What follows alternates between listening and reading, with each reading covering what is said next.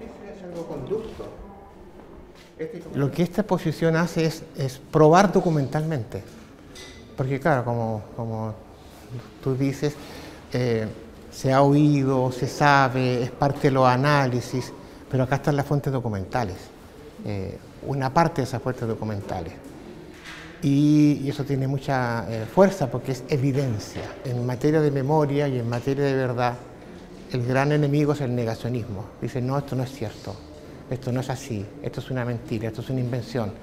Pero cuando ya hay antecedentes documentales, esa afirmación de negar, esa posibilidad de negar, deja de ser posible.